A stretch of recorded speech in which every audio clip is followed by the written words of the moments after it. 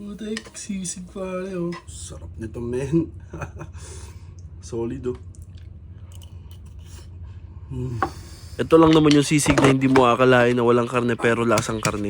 Ang gamit ko dyan is TVP or Textured Vegetable Protein. Parang siyang cereal na walang amoy. Sa mga hindi nga pala nakakala, may ginagamit to as extender. Yung half na lang kasi ano. Lokbo na yung kalahati.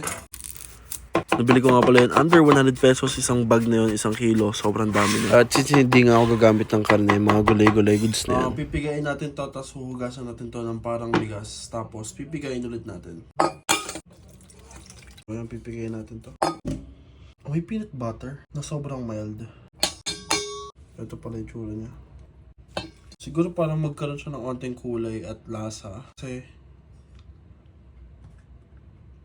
sobrang wala siyang lasa. Lagyan ko ng onting toyo. After 5 minutes, drain tsaka piga ulit. Ganoon na siya kadali. Lutuin na natin. Ganoon ko importante to pero use oil yung gagamitin ko para may onting lasa. Kailangan lang natin siya magkaroon ng onting browning. Then, patay apoy. Lagyan na natin to. Smoked paprika pala to. Paminta. 4 cubes pero 1/4 lang ilalagay natin. Onting toyo para sa color.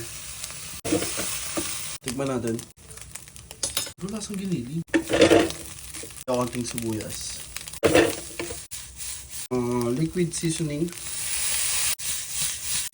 Konting sili. Tayo mo na po eh. Then, so lagyan na natin yung ating sibuyas na tira. Siling haba. Huwag mo nga palang kalimutan yung kalamansi. Mayo, ito yung magbibigay ng creaminess. Kasi, ewan, try natin.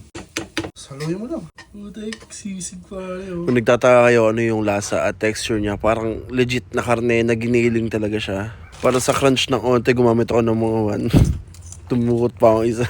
So yun, dinurog ko lang. Tapos, garnish ng sili. Pwede na yan. Sarap nito men. Solid oh. Siya nga pala. Tara, kain tayo.